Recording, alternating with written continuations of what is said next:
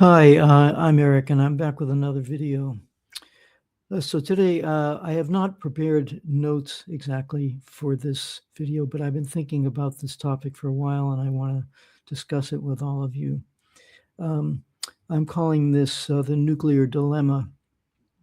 And I'll start off by pointing out that today is August 5th, 2026. And August 5th, and tomorrow, August 6th, is the anniversary of the dropping of the atomic bomb on Japan by Harry Truman in 1945, with the ostensible reason of cutting the war short and saving, a million American lives and a million Japanese lives by for the small price of 100,000, 200,000 or 300,000 Japanese people incinerated by the atomic bombs and later by the poisoning of nuclear weapons.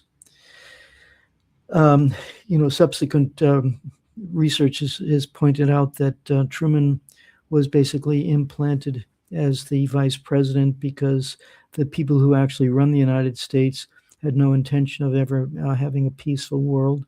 They wanted to get rid of the Soviet Union. And although they say they want to get rid of the Soviet Union, the real agenda is they want to get rid of Russia. So we need to talk about what is behind this whole crisis that we're in right now. And starting off, of course, with Russia, because the United States has as a first strike policy against Russia. And they've not implemented, of course, because they haven't reached the point of either desperation or opportunity where they think they can get away with it. But let's back up as to what is really going on with this whole situation. I would suggest that there are several aspects to what this ongoing conflict is about. The first is that the Western civilization 500 years ago reached out to the rest of the world. They had naval vessels, and the Portuguese and the Spanish and the British and the Dutch and eventually the Germans and the Belgians and so on. They all felt that they needed to get the resource of other countries in order to further their own their own well-being. And of course, they did this at the expense of those countries. The reason that they gave was that these countries are backward, or they are barbarians, or something of somehow less than the human beings of the West. So that was a key issue. But the broader issue also is, so you have a racist component to this, but you also have the component that they crave. They're like a parasite. They need to feed off of the wealth of another entity. So just like a parasite will attach itself to a healthy specimen, and will gradually it will weaken that specimen and probably eventually kill it by attrition. The West has done the same thing to the rest of the world since Columbus first set foot in the quote-unquote New World, which wasn't really new. It had been there for a long time before. But the problem is that since the end of the 19th century and into the 20th century, gradually this strategy of victimizing the rest of the planet, using it as targeting the rest of the planet, has been failing more and more. First of all, as Lenin pointed out in his book Imperialism, the Final Stage of Capitalism, these countries first they thought that they could get away with their national policy by victimizing countries such as in South America or in Africa or India or China or Asia, basically the rest of the world outside of the West. Joseph Borrell, the former I think it was called the High Foreign Service Commissioner for the EU, forget the exact title that they gave him, said that the West is the garden and the rest of the world is the jungle, and so it gives us special license to plunder the rest of the planet for our purposes, while recognizing the fact that those subhumans live in the jungle and they don't really deserve to have a life. That's the mentality. So there's a kind of an obsession with Western superiority. There's a racist component of it, and there's also a material component of it, which is that particularly in the case of Europe, it is not a resource-rich region, and especially in many of the modern minerals and energy resources that are needed. Germany has coal, England has coal, but Norway has some coal, England has some oil, but nowhere near enough to satisfy the energy needs of a modern economy. Whereas countries like Iran, for example, or Saudi Arabia, or Venezuela, countries like that, they have resources, and the West really has to get their hands on them, and they want to get their hands on them as cheaply as possible. So that's the problem. And and you see, for them, this is an existential issue. So you've got several components here. You've got the racist issue, you've got the resource issue, and you've got what it really boils down to is an existential issue. If those countries don't get their hands on cheap resources, their societies will fall apart. And in fact, that is exactly what is happening. The Europeans are becoming poorer and poorer. And instead of coming to some reasonable accommodation to get resources on a reasonable basis, Germany had a decent relationship with the Soviet Union and the Russian Federation to get cheap oil, but apparently that wasn't good enough for them. So, and certainly the United States felt the same way. The United States is a little bit different situation because it had an entire continent, to plunder, and it did plunder that quite successfully, and is still plundering it, because after the good oil, the easy to get oil has pretty much run out, they've resorted to something called fracking, and this is something during the 1980s. There was a big oil crisis. They were concerned that we were going to run out of oil, but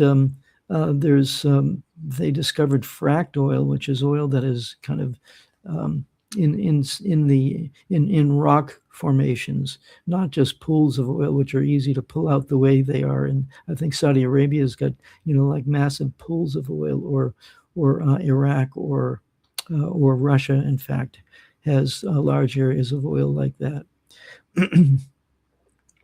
But so the United States has been able to maintain its energy independence to a degree because of that type of energy resource, but it is more expensive to extract and process. So it is an inherent disadvantage to countries like Russia, or Iraq or Iran, or in Venezuela to an extent also, although Venezuela's oil is, and Canada also has oil resources, but it's more difficult to process. It's like tar instead of being liquid. So it takes more effort and more money basically to extract it and to make it usable. But the point that I'm getting to here is the fact that recently Peter Kuznick, who's a fantastic historian, gave an interview on Consortium News, which I believe I published on my Facebook page, in which he was talking about the danger of nuclear war, that we're very, very close to it. And in fact, the Bulletin of Atomic Scientists says that we're closer to a nuclear war now than ever, and even closer than we were during the Cuban Missile Crisis. But why is that? That's because the Cuban Missile Crisis was the result of the series of events. The United States had placed nuclear-tipped missiles in Turkey just minutes away from Moscow.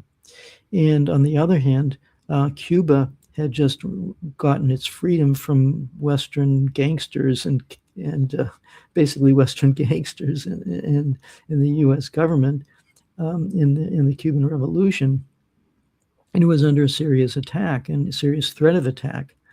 So Cuba and the Soviet Union said, "Hey, why don't we give the Americans a dose of its own medicine, and put nuclear weapons, nuclear missiles in Cuba?" So that's what they did. And then when John F. Kennedy found out about it through spying over Cuba, which is actually illegal also, but who cares about that? They went to the United Nations, I think, and the Soviet Union said, "How dare you threaten us that way?" And we were very, very close, like extremely, extremely close to a nuclear war with the Soviet Union. If it hadn't been for one political officer on a submarine that was under attack by the U.S. Navy, it would have fired nuclear-tipped torpedoes. But the political officer said, "Well, yeah, it's true that we don't have contact with Moscow because our communications have been blown out, but it's not worth taking the chance." And so he decided against that. They needed 3 officers, he being one of them, to agree to that. And because he didn't, he vetoed the idea. They didn't fire the nuclear missile and the nuclear torpedo, and as a result, I am able to give this video to you. But Kennedy and Khrushchev had the sanity at that time to realize that it was just too close for comfort, and maybe they need to negotiate some treaties.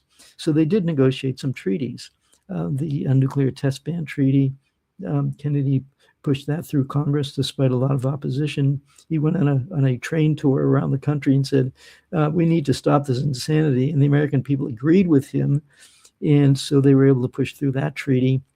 And then in 1972, there was the start. No, it was what was it called? I think it was the ABM Treaty. And Ray McGovern, who's one of the great, voices nowadays, was in the CIA, and he acted as a translator and a facilitator for those negotiations. So that was a very important treaty. And then, of course, and there was détente during that time. That means, let's be friends. The Soviet Union, we can be friends. And of course, that's what Roosevelt wanted, but that's not what the U.S. ruling class wants. They thrive on war. So when there was this period of détente during the 1970s, and I'll mention parenthetically that during that time there was a TV series called The Unknown War, and it was a co-production of the Soviet Union and the United States, and it was the narrator was Burt Lancaster, who was a very, very great, famous actor. And he talked about what the Soviet Union actually went through during World War II. So the American people during the 1970s could have some kind of empathy for what the Soviet people went through. Because, as far as we're concerned, we won World War II and the Soviets had nothing to do with it. And if they suffered a few million people dead, well, that's just tough for them.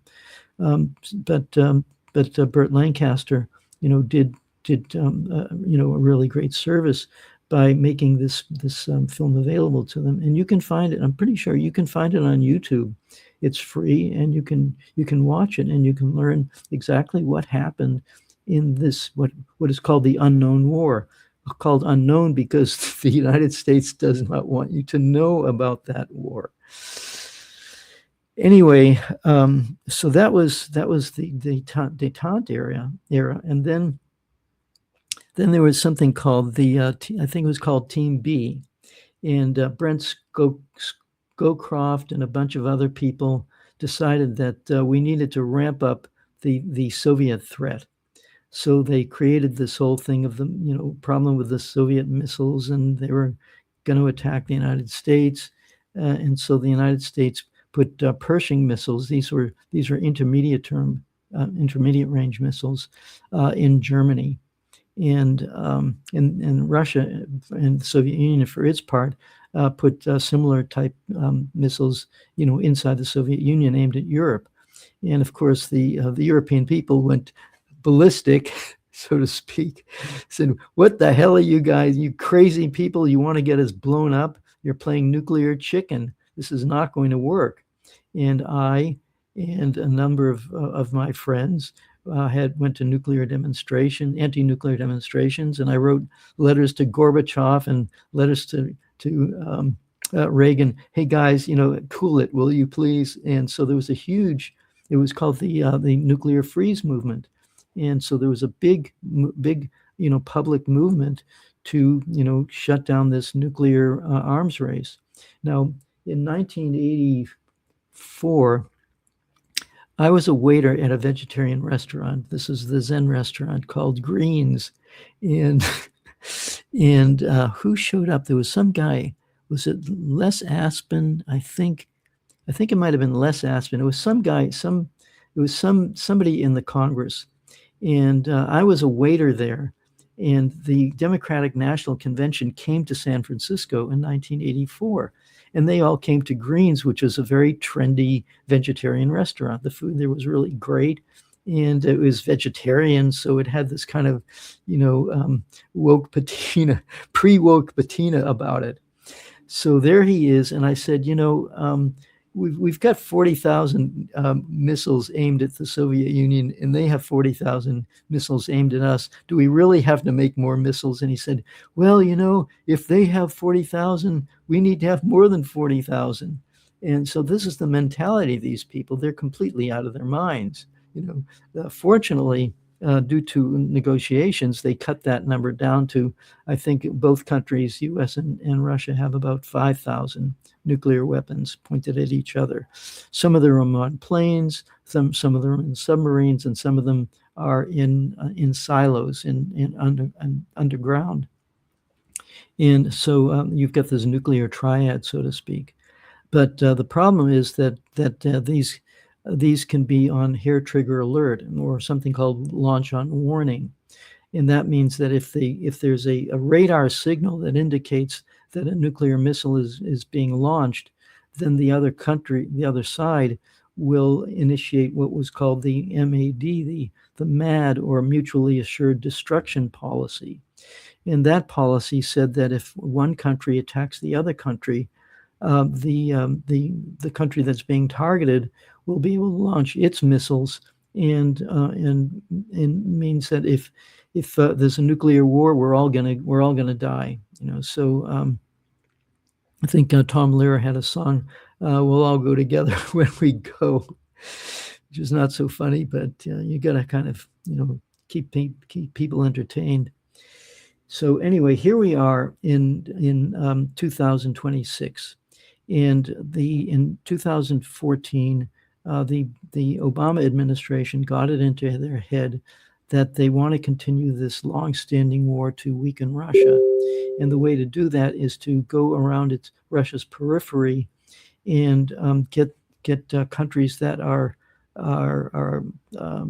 either neutral or they're not direct adversaries of the Soviet Union, but may turn them into adversaries of the Soviet Union, or at least remove them as allies. So, for example, when we wanted to take over the Middle East and get rid of the Syrian government, which was an anti-imperialist government. It had a bank that was not controlled by the West. So they got ISIS and Al-Qaeda and these other Islamic revolutionaries, quote unquote terrorists, to initiate a civil war in Syria. And there was going to be a situation where the U.S. cooked up a lie that Assad, the president of Syria, had used chemical weapons against his own people. And fortunately, the Soviet Union, or Russia at that time, said to Obama, "Here's the proof that was a lie. You do not have to fire. You don't have to fire a bunch of missiles at Syria and destroy it." And Russia at that time was also working to defeat these terrorists, and they also showed proof that kind of forced Obama to back down. But but I think Obama, being as relentless as he was in his determination to bring down Russia, fomented the coup in Ukraine in 2013 and 2014. He succeeded in 2014, and the result is that 8 years of constant war between the coup government that Obama installed, and then was supplied and funded and backed by the Trump administration back in his first term, and then continued with the Biden administration. So there's a war that has gone on until 2022.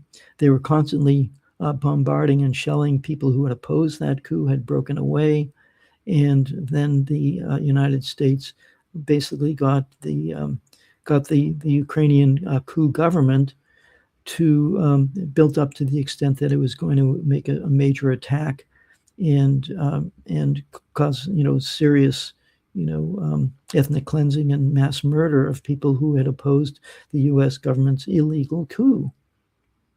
Well, at that point, Russia stepped in and preempted that, and so it's been 4.5 years since Russia intervened in Ukraine in order to prevent that mass slaughter. The United States has intervened fallaciously using the principle of responsibility to protect. So you had a case of, let's say, Libya, where the Libyan leader Gaddafi was accused of distributing Viagra to his troops to rape women and using other means of mass murder.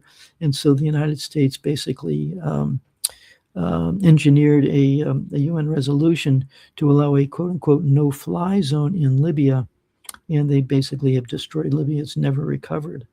So that was, but they used the principle of responsibility to protect. They used the same principle of responsibility to protect in order to destroy Yugoslavia as a country. And they used I believe they also used it in the case of Kuwait in the first Gulf War.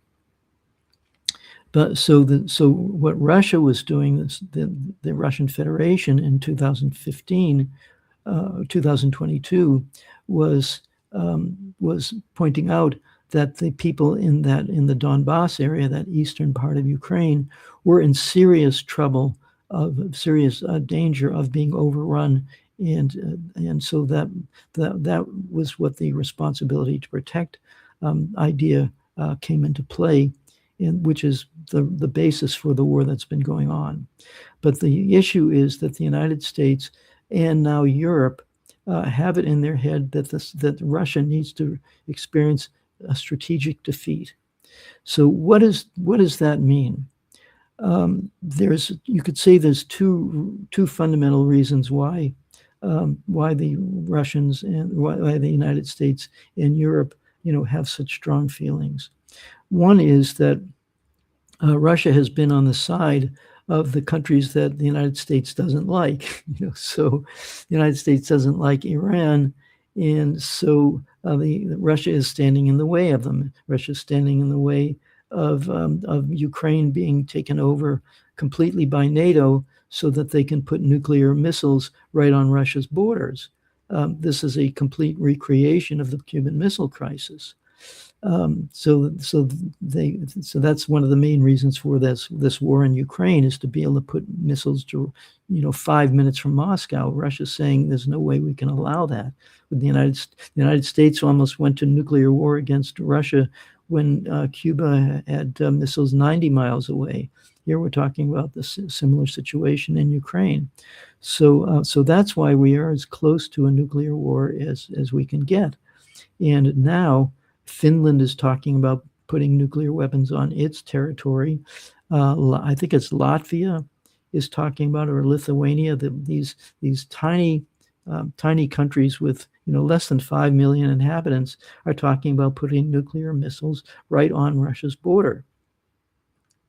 So this is from Russia's point of view, this is an existential threat to them. But you see, from Europe's standpoint, they are also in an existential situation, because without cheap resources, they're going to fall back into the Middle Ages, essentially, economically speaking. So that is a huge issue. They need to get cheap resources. Russia has the resources. And how are they going to get their hands on Russia's resources? They're very clear about it. They want to break up Russia, turn it into small countries that they can then control and then extract cheap resources from. That is the whole idea that is fueling this crisis. And the so they started off, bringing Russia into it, and the idea, I think, was that they were going to not I think it was quite clear they were going to use economic warfare, massive sanctions and so on, not just economic sanctions, but also cutting off resources to make it more difficult for Russia to function as a society. So that was a huge aspect of this current Ukraine conflict. It's not about Ukraine. There's the civil war aspect of Ukraine, which is where you have the resurgent, fascist nationalists who speak Ukrainian, severely oppressing ethnic Russians, and that's a civil war aspect of it. But they basically weaponize that civil war in order to create a direct threat to Russia, to weaken it over time. So what we see here is essentially a double attrition warfare. So Russia is attriting the Ukrainian army, which has done a pretty good job of doing. The masses of young Ukrainian men have left the country. I meet them. I live here in Thailand, and I meet these guys. They are refugees from the draft. They do not want to be sent to the front and get killed. So that's one aspect of it. And also, many of them have been drafted, many of them against their will, and have been killed. So Ukraine as a country demographically is basically in a state, it is not going to last. The death rate is 3 times that of the birth rate. So Ukraine is basically finished as a country. But the West is relentless, and they really want to destroy Russia. So the question arises, with possible nuclear weapons put in Finland and in Latvia or Lithuania, and possibly even in Romania and Poland, which have nuclear-capable launch systems. They're presumably anti-missile complexes, but anti-aircraft complexes. But those silos can accommodate a nuclear-tipped missile as well, and Russia doesn't know what's in those silos. So you have this kind of Mexican standoff where Russia has some very, very powerful nuclear missiles and technology. The United States has not as powerful, but still extremely dangerous. And the United States is engaging in attrition warfare against Russia economically. So that is what's going on. Now, Peter Kuznick was on with Consortium News and also with Regis Tremblay, my friend. And he was saying that we're in a very, very dangerous situation, and we need to negotiate. And people like Vladimir Putin and Xi Jinping of China and Modi of India, the nuclear powers, need to sit down and work out some kind of nuclear disarmament program. But the problem, as I see it, is that the West is not negotiation capable. They break their agreements. They broke both of those treaties that I mentioned earlier, the Anti-Ballistic Missile Treaty of 1972 and the Intermediate Nuclear Forces Treaty in Europe that was negotiated in the late 1980s. Trump broke that treaty. George W. Bush broke the ABM Treaty in 2002. So you have a situation where the reasonable countries like Russia and China, who are saying, can't we all just get along, and you have the unreasonable countries who are saying, we need your resources. We cannot stand having you being a superior civilization to ours, such as China, which is the main target, and Russia, which has been has a lot of resources and stands in the way of Western hegemony. So this is the problem, and how it's going to pan out is very difficult to say, because the West is really desperate, and China and Russia and Iran and the countries in BRICS and the countries that inhabit the jungle, so to speak, are just as determined to survive as the people in the West, who are just as determined to take them over again, to reconquer them the way they did for 500 years. That is the issue that we're facing. Now, so I do not see, I think, Peter Kuznick, as admirable a person as he is, I think is not realistic about the possibility of negotiations. The West simply has to be put in its place. It either has to be physically isolated or quarantined, which is doing a pretty good job of doing, actually, because as the US dollar gradually loses dominance, it's possible that the US economy itself will be isolated. And there's even talk of the United States, withdrawing from the Middle East, for example, or withdrawing from Europe, and kind of hunkering down in the Western Hemisphere. That's a potential, not, I wouldn't say solution, but a potential outcome of this huge, it's a low-level world war that we're in. And it does not appear to be, from my point of view, it does not appear to be negotiable. Now, I just listened to a talk by John Helmer, who is a Moscow-based journalist, and he's Australian and American. I think he may be dual Australian and American citizen, not sure. But anyway, he lives in Moscow. He's been reporting that from there for years. And basically what he is saying is that the Russians cannot respond militarily in a satisfactory way. So let me explain that. So the United States has been steadily, arming and equipping and making it possible for Ukraine to send weapons into Russia and attacking Russia. So the question is this a war between Ukraine and Russia? And if Ukraine is sending missiles into Russia, then Russia has the right to attack Ukraine. Of course, Ukraine will say, well, they attacked us in the first place. But that's not exactly true, because we know what the plan was.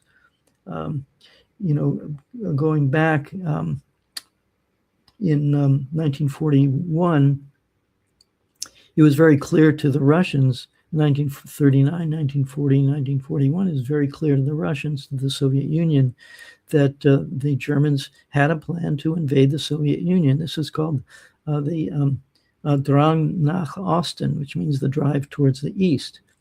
And Europe has had an obsessive drive towards the east for centuries, going back to the 1200s, to the Swedes, the Poles, the French under Napoleon, and it wasn't just the French; it was a coalition of countries. The Soviet Union was attacked in 1918. Soviet Union was again attacked by a coalition in 1941, and before that attack, the Soviet Union knew that there was something going on, and they negotiated something called the Ribbentrop-Molotov Treaty, which basically the Soviet Union paid off Germany with resources. Please don't attack us right now. Give us a couple of years so that we can be ready to accept it when you attack it full on. That was the Molotov-Ribbentrop Treaty. Of course, you don't hear that. You see, it's okay for Poland to make a non-aggression pact with the Nazis. It's okay for for Munich, where the British and the French sold out Czechoslovakia. But when the Soviet Union tries to negotiate a treaty to prevent itself from being invaded immediately, oh, those Soviet Union, can't trust them. Look at that. Look at what they do. They're making deals with the Nazis. Well, you guys were making deals with the Nazis long before we finally gave up and decided we're going to have to do it too. That's the Russian thinking and the Soviet thinking. But in any case, here we are in 2026, and all the negotiations that have been done have failed, and agreements that are made are violated.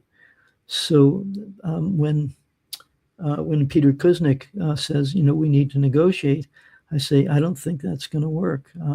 It's going to be solved in some other way. And either the West is going to be, we can say, attrited, weakened, slowly weakened to death, or at least weakened to the extent that it is no longer able to attack Russia and then attack Iran and attack China and other countries. Or it will they'll get desperate enough to do something where the situation will veer way out of control. So that is the situation that we're in.